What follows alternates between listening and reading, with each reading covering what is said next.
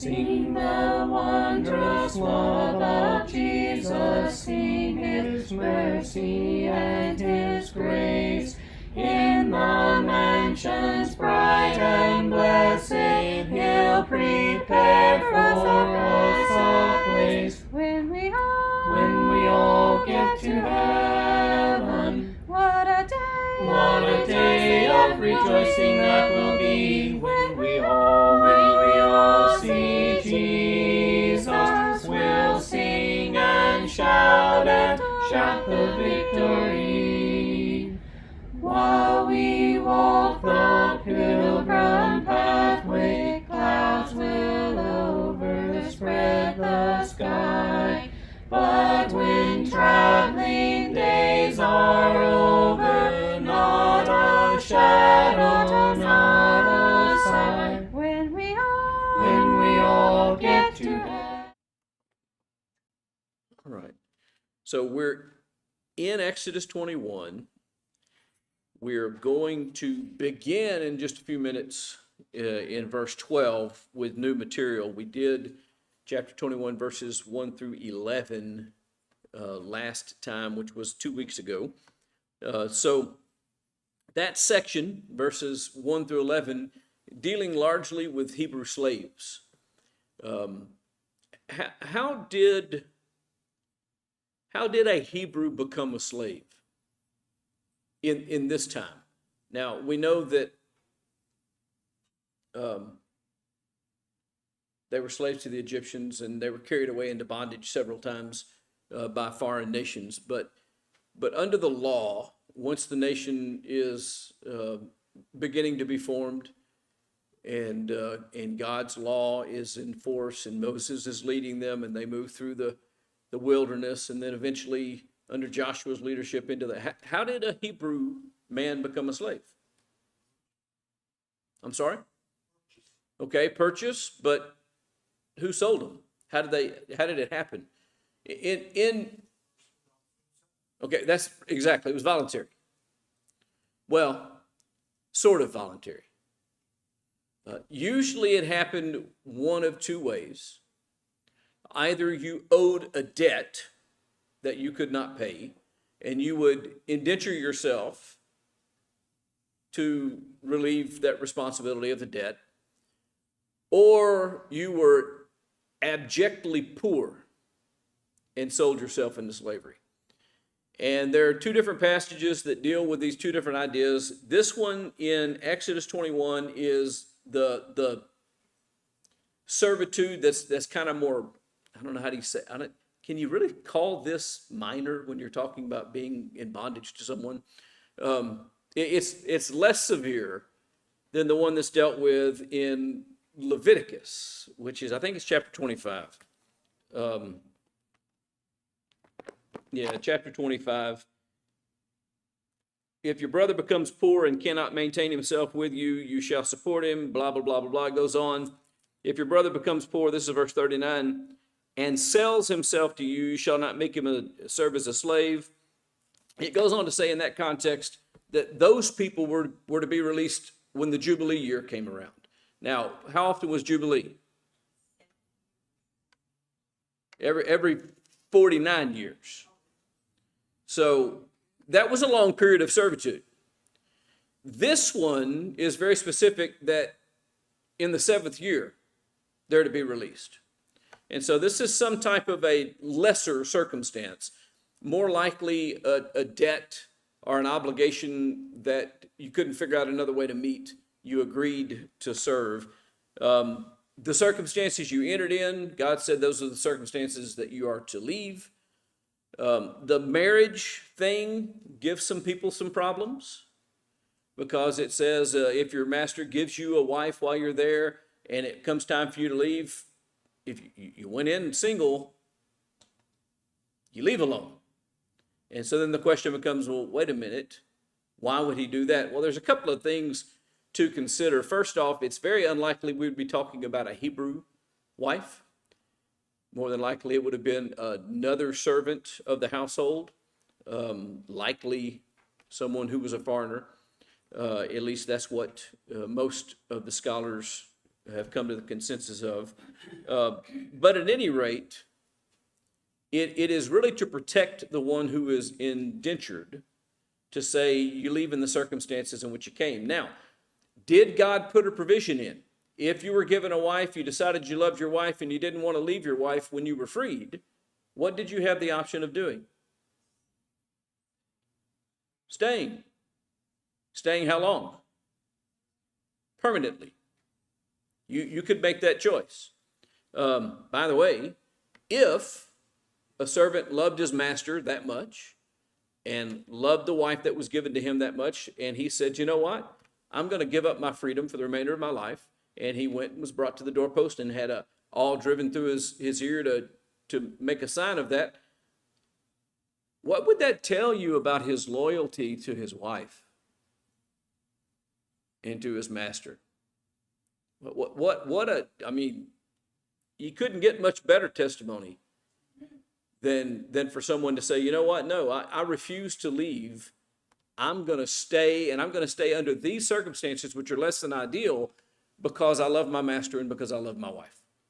But that was the option that they had. Then there were some rules for female slaves, and those rules extend beyond even how they serve, but also included obligations if he marries her or gives her to his son, and what the things are supposed to happen with that. Yes?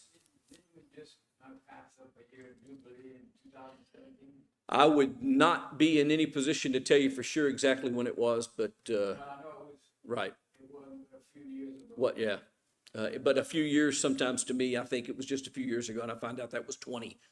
I heard about it on TV from Right.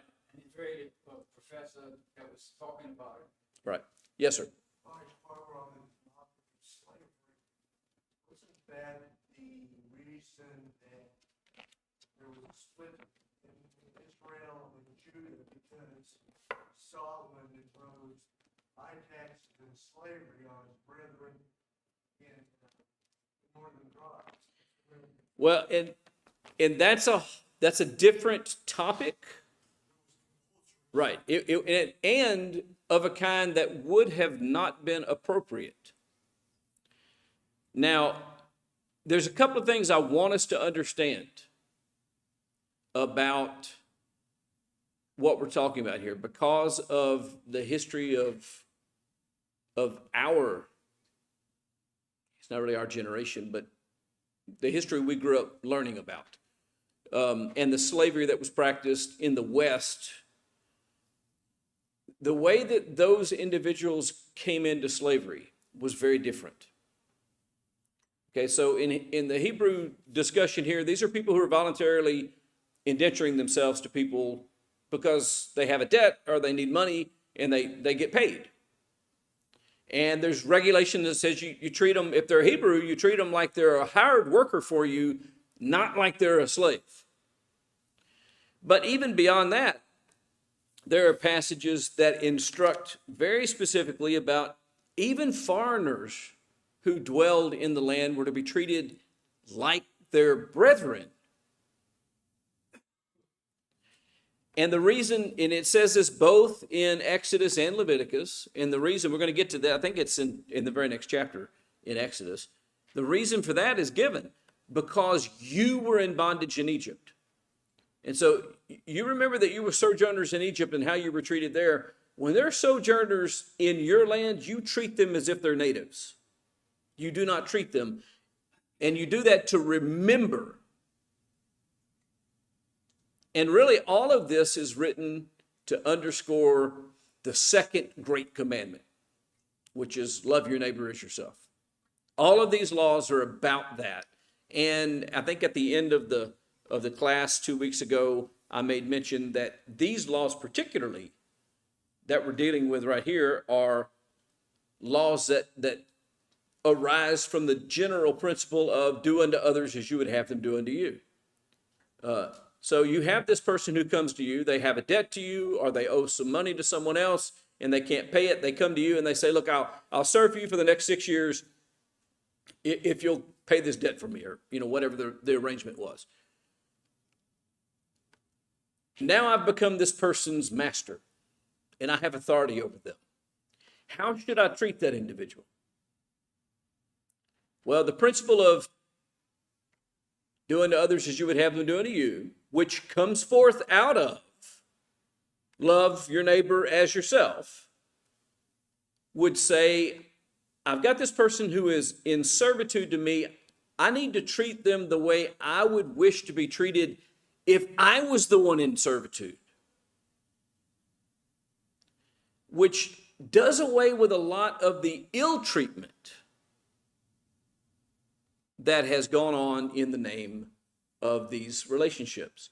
Almost all ill treatment among men happens when there is a divergence of position, where one person has authority or power over another person. That person in the higher position abuses it. That's almost always how mistreatment happens. I would say extremely rare, if ever at all, that the weaker person is in any position to harm the stronger person. Yeah, he always tried when you have more power, you have more responsibility to those with less power. And I agree completely. And so that's what a lot of these laws are about. And so look, in 2024 America, we are not going to find ourselves so we have someone in servitude to us. So there's not anything particular about this law that we can go, okay, this is directly applicable to these circumstances in my life, except for the general concept of, you know what? When I'm in this situation, I'll take advantage of the power and influence I have over other people. I don't use it to my gain and their hurt. Instead, what would the Christian do in a position where they were in power over someone else? What would the gospel call us to do? Even beyond treat them well, rather than use them to serve our needs, the obligation would be for me to use the power and authority that I have to serve their needs. And that is exactly how, for instance, the marriage relationship is set up in the scriptures. Husbands, love your wives, even as Christ also loved the church and gave himself for her.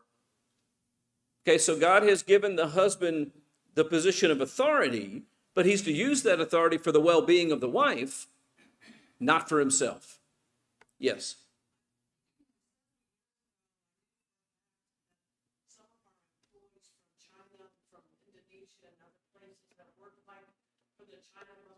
Some other places, the government of China and the government of Indonesia held their passports and their families back home, or they warned them that if they did anything wrong, the families would pay for it.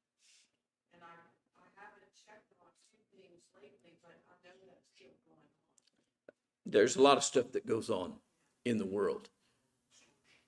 And so anyway, as we think about these things, and we find ourselves in the world, sometimes even doing business,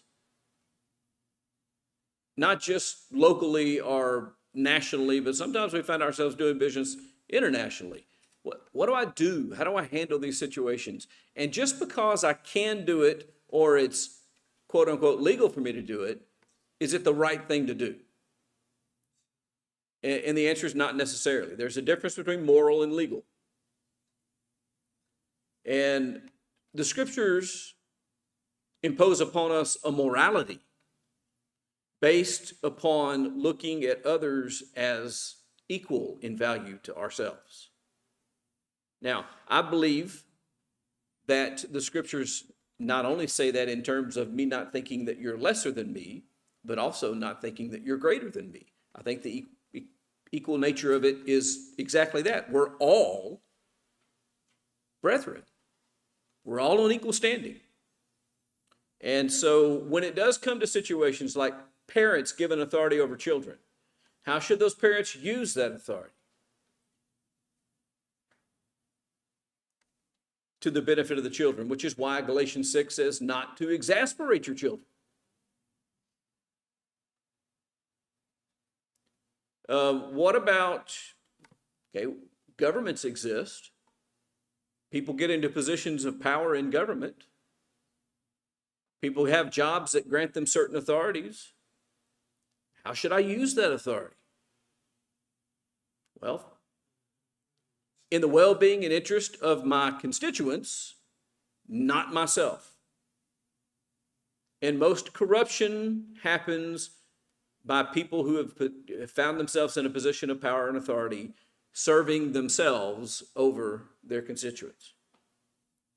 And so, Politicians go to Washington and do their one term and then they go home. Made it careers. some of us stayed there a long time, and we made it too lucrative. Yes. Been used that when a person becomes a politician, when they get in the government and around the White House, they'll take this new person out and they'll pay for everything for that person. It's, oh, you don't have to pay for that, we got that covered. And that's when you can pay me back later. And that's what they hold that over them because they allow them people to take advantage of it.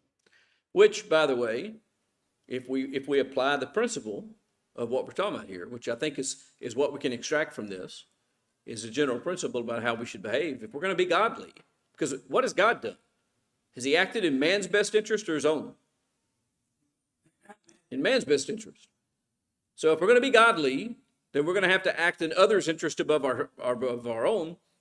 We get ourselves into those situations. You know what we can always do when someone says, hey, you know, we'll give you this and we'll do this for you. You know what you can say? No, thank you. I appreciate it, but no, thank you. Or even if you do accept a gift, do there have to be strings attached? Do you have to? Now, they may get mad at you and they may cause trouble for you if you don't, but you can always do the right thing, even if it causes difficulty for you. And that's part of serving the interest of those under you as opposed to serving your own interest. Where I'm not making decisions based upon what's going to make life easiest for me, but I'm making decisions based upon what's going to make life easiest upon those whom I've been given charge over. And so even something as simple as a work situation, I become a supervisor. My decisions ought to be such that it makes my employees have a better working atmosphere, a better opportunity to serve, and make them look good, rather than me try to use them to make myself look good and gain advantage for myself. By the way, if you do the former, where you actually work for your employee's best interest, usually you're recognized for doing a good job. And it does actually help you.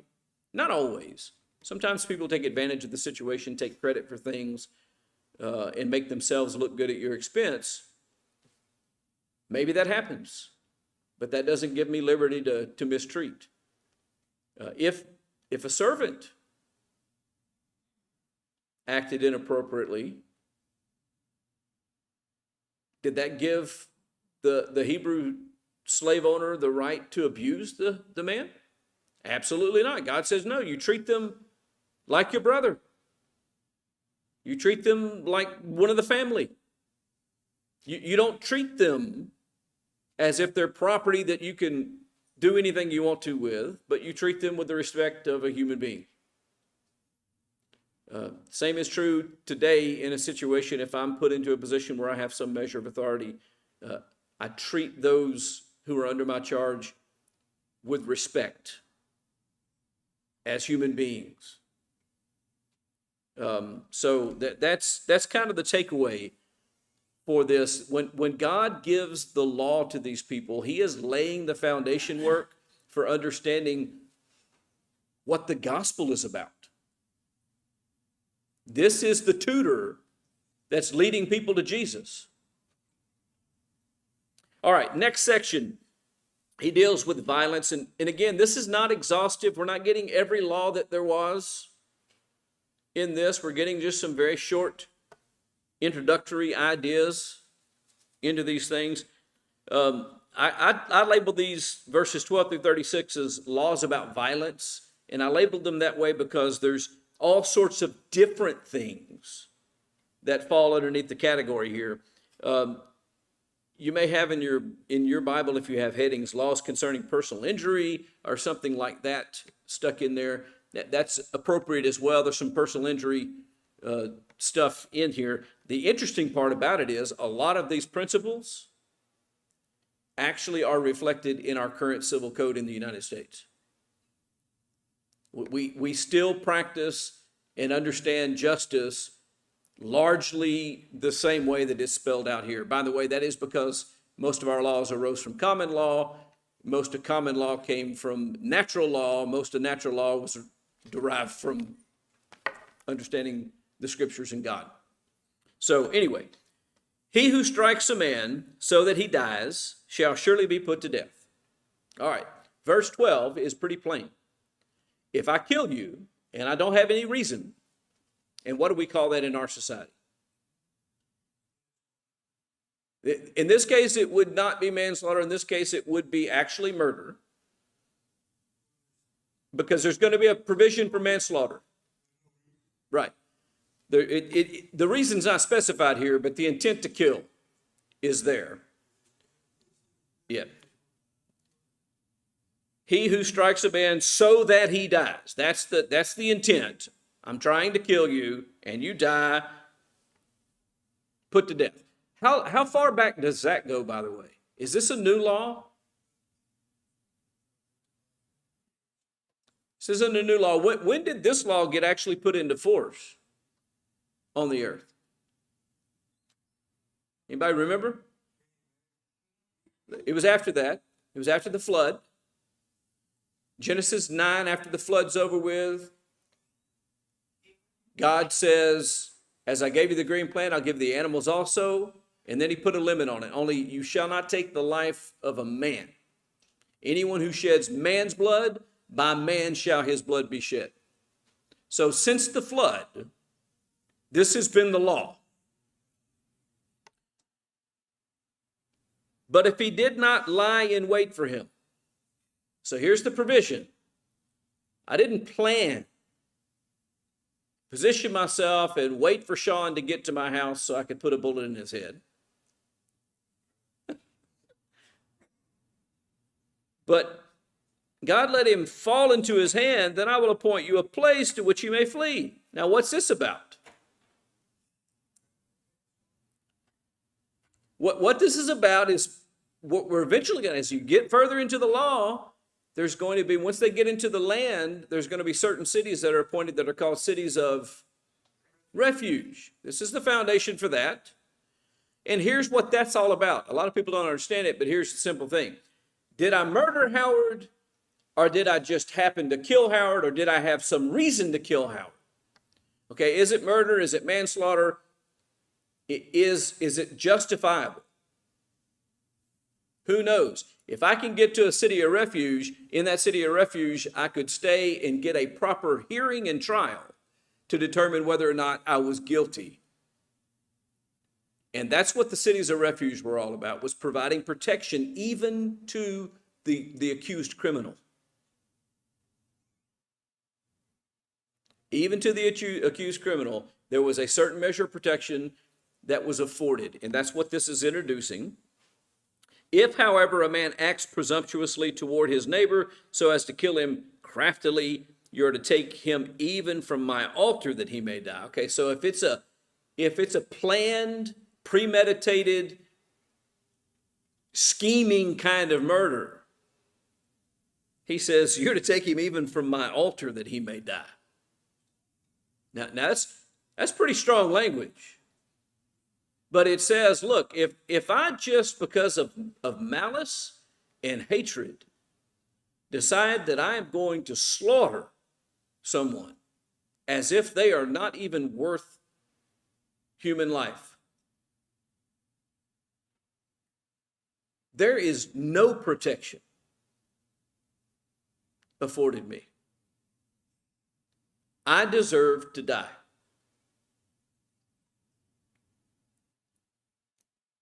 He who strikes his father or his mother shall surely be put to death.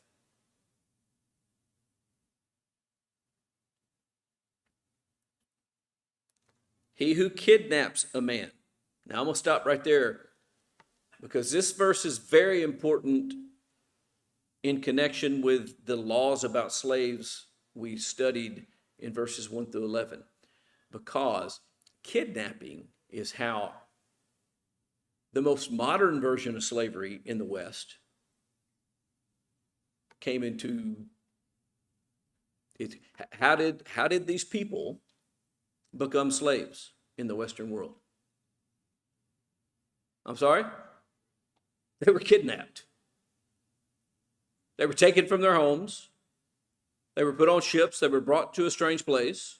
They were chained up, and they were sold into slavery. They were taken. Kidnapping, or man-stealing, as it's called, I think, in the King James Version of the Bible, is a serious, serious thing. Because again, that very act is a suggestion that the life that you're dealing with, again, I'll use Howard as an example. If I kidnap Howard, I'm suggesting that Howard is not worthy of any consideration, of any control, of any exercise of his own free will. He's lesser than me, and I can take him and do with him what I want to. Here, you're coming with me. You are not a free individual anymore. That's what kidnapping requires, is that you're an object rather than a person. He who kidnaps a man, whether he sells him or he is found in his possession, shall surely be put to death. Now, this is pretty clear. What was the divine penalty for kidnapping? Death.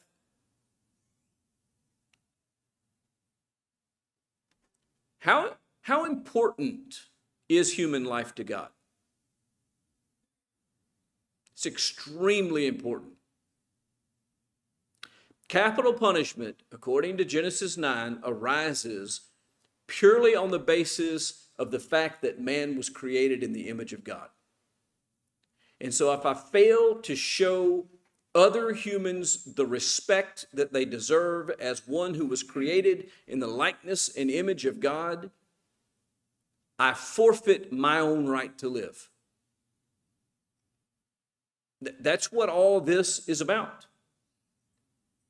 And so if you're reading this and you start realizing, wait a minute, God thinks so much of human life that if I just treat it with the disrespect of taking Wesley captive and making him paint my house,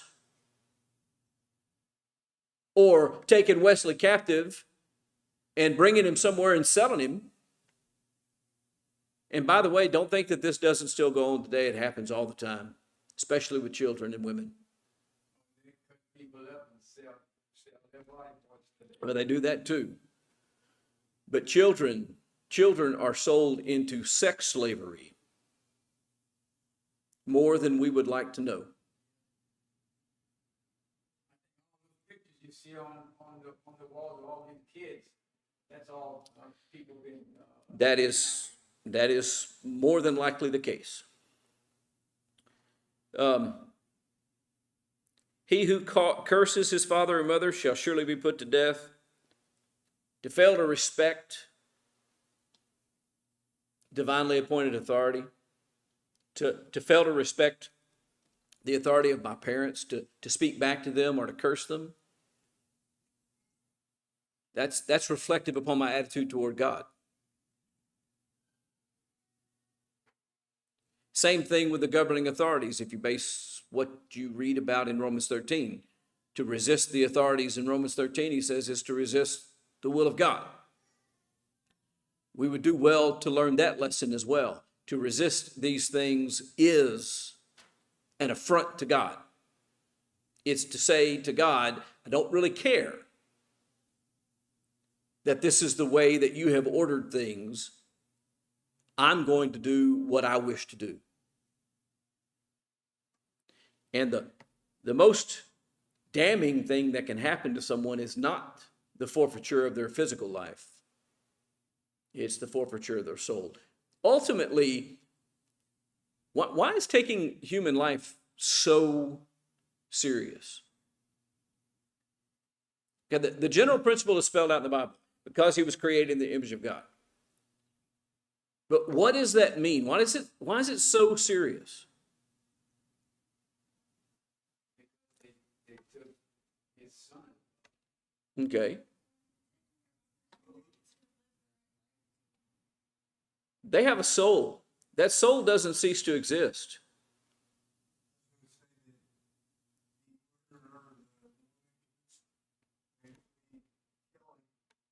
Assuming the role of God. Absolutely. And putting them before their eternal judge without any opportunity to repent. Remember, the patience of God is what's giving us the opportunity to repent. The fact that he lets us live is his patience being exercised toward us so that we have the opportunity to respond to our sin and to get our life where it needs to be in respect to his son. If I take someone's life, I've just locked their judgment. I've stolen from them the time that they could have had.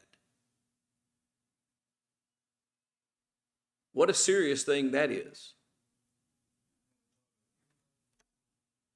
Tell me what, I'm wondering about this, a soul. Now, when a person dies and his soul goes to God, I mean, what is a soul? Is it a body? Is it a? No, it's not a body.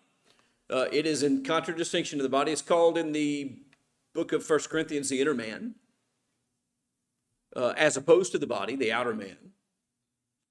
It is a spirit. Now, can I tell you exactly what a spirit is? No, I can just tell you that it's not material. But God is spirit. We're created in the image of God. We have a spirit that is eternal. It doesn't cease to exist. And it's a serious thing. Spirit feels pain. Yeah, can't answer that question. Well, God feels pain. He does. All right. Let's see, where did I stop? Verse 17. 18. If men have a quarrel, I wanted to get to this passage tonight, and we're going to have to work quickly through it. But if men have a quarrel and one strikes the other with a stone or with his fist and does not die but remains in bed, if he goes up and walks around outside on his staff, and then he who struck him shall go unpunished, he shall only pay for the loss of the time and shall take care of him until he's completely healed. All right, so here's the principle. Something happens. We're in an argument and I hit you and you are injured. Do I get killed for that? No. Now, if I hit you and you die, we've already read he's to be put to death. But you don't die. And in fact, eventually you get up and you're able to walk around, and then you get back to what is my obligation then? There's two things that are enumerated here that I'm obligated to do. I'm obligated to pay for your loss. So for the time that it takes you to heal, you're not able to work and make a living for yourself. I'm obligated to compensate for that. And I'm obligated to take care of you until you heal. Now, this gets really interesting when you think about the parable of the Good Samaritan. Now, they didn't cause the injury, but the refusal to show compassion to a neighbor, this is building compassion in. Says that even, okay, we got in a fight in a row and we got in fisticuffs over it and I struck you and it went a little too far and you were hurt. But you know what? I realize now after the fact that I was wrong, and it's now my obligation to make sure that you and your family eat and to take care of you until you're better. There's a learning experience there that says what? that this person that I was so angry at that I would hurt them is a person. And I owe them compassion and care. If a man strikes his male or female slave with a rod and he dies at his hand, he shall be punished. If, however, he survives a day or two, no vengeance shall be taken, for he is his property. So, it doesn't exactly explain what the punishment is here, but it does say that if you kill your slave, you get punished for it. But if they don't die, then you don't have to be punished because they're your property. In other words, they didn't lose anything. Because who gets the benefit of their work when they're your servant? I do. So I've only hurt myself. And so the first part of verse 19 was, you shall pay for his loss of time. Well, I don't owe you for your loss of time because your time belongs to me and you lived, so I've just taken care of you and made you healthy again, and we're all square. So all of this is the same kinds of things that go into our civil code today to process what's got to be paid and what it's worth and who owes who what and what the obligations are. These kind of questions are still being parsed through today, and it's really kind of interesting because they actually have amortization schedules. And so if it happened to Wesley, you go to the age and you go to the education and you go to all those things and you run down and it tells you how many years he has left and what you've likely cost him, and this is how much it would cost to make him right. Howard would be less expensive.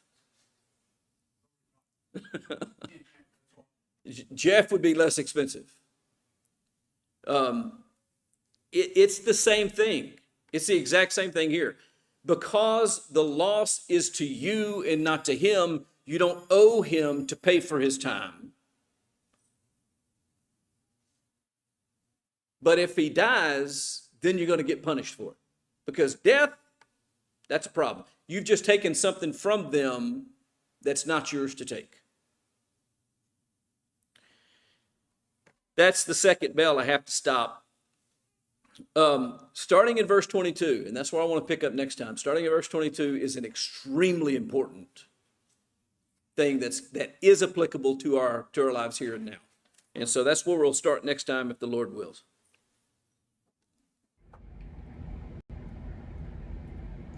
Sing the wondrous love of Jesus, sing his mercy and his grace. In the mansions bright and blessed, he'll prepare for us a place. When we all get to heaven, what a day of rejoicing that will be.